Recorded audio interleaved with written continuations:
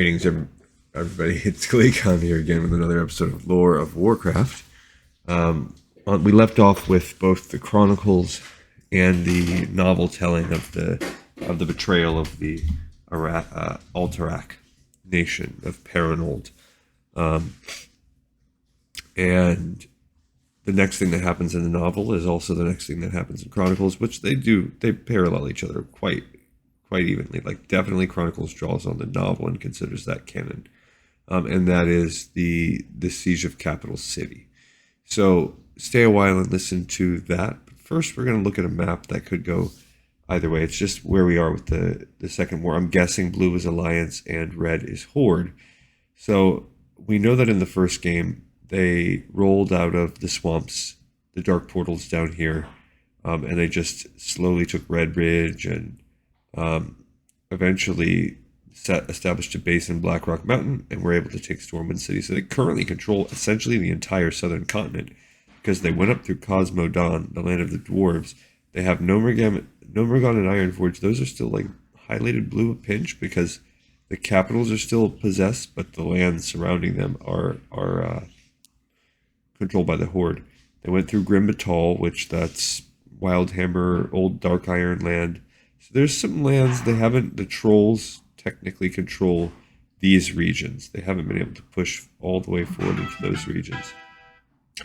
Then they've been pushing over the Thandal span. They also came over the sea.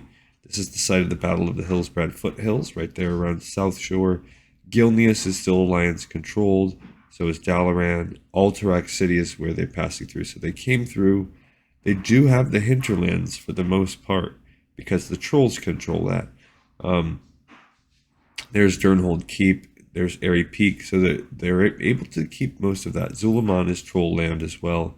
And they had pushed forward all the way through to Silvermoon City. And the Sunwell is back there. They haven't even attempted to go there. And that's where we have battle right now. So then they decided to come back around. They had split off and come through the mountains, around Daramir Lake, through Alterac, and they're letting them go right to attack the capital city where we are right now. The Tomb of Sargeras on this little island, I think that's somewhere in this vicinity right here. Either way, it's a neutral land. It's not owned by anything. I think that's going to actually become the Broken Shore. That's what that eventually becomes, I believe. All right, here we go with the Siege of Capital City. Turalyon and his allies had long suspected that the Horde would eventually pivot west and strike at Lordaeron's capital. Their fears were confirmed when Orgrim and most of his forces suddenly pulled back from Quel'Thalas. Though some elements of the Horde army were still rampaging through Quel'Thalas, Turalyon ordered the bulk of his soldiers to move west with all due haste. With half of the Alliance army battling in the hinterlands, the task of defending Lordaeron's capital fell to him. At first, reaching the city before Orgrim did not seem so impossible. The Horde had ventured into the Alterac Mountains, and the region's defenses would slow the warchief. Then word of King Paranold's betrayal reached the scattered Alliance forces. No one could believe it was true. No one could fathom that any human would pledge loyalty to the bloodthirsty Horde. But it was true, and the implications were disastrous.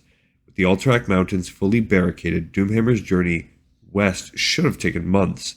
With a safe passage open to them, the Horde soldiers had already reached Lordaeron's capital. Turalyon feared that the city would fall before he could save it, but Lordaeron was not as helpless as he believed. King Taranis commanded the capital. Though he was not a warrior, he was a man of great charisma and cunning. As Horde catapults bombarded the capital, Taranis told his people that this battle would decide the war. The future of humanity, the future of the Alliance, rested on their shoulders. Taranis himself vowed to die if it meant keeping the Horde at bay until reinforcements could arrive. Against the wishes of his advisors, he took his place on the ramparts and organized the city's defenses. Orgrim admired Lordaeron's tenacity. The humans and their king fought with a fearlessness akin to that of the orcs, yet it wouldn't last. Every day, Orgrim whittled away at the capital's defenses. Every day, his siege engines pounded the stronghold's crumbling walls. Once the Horde's reinforcements arrived from Quel'Thalas, the city would fall. The question was when those troops would arrive.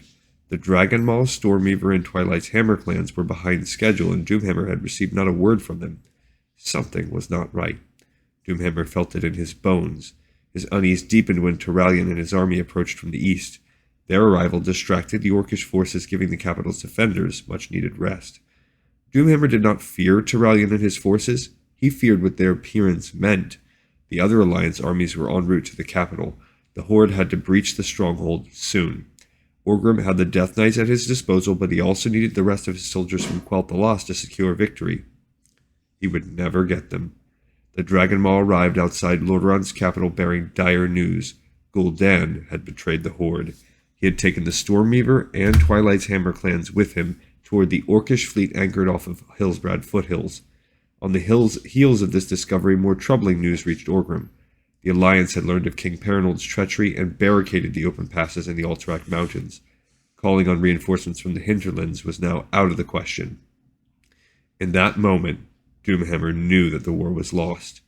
Even if his forces were able to take the capital, they could not hold it against the full strength of the Alliance. Fury burned through Doomhammer's veins. The Horde had been so close, so very close to total victory. Now it faced total annihilation. Orgrim called off the siege and ordered his forces into a full retreat to Cosmodown. He dispatched a Dragon Ball messenger to deliver the same command to the soldiers in the hinterlands.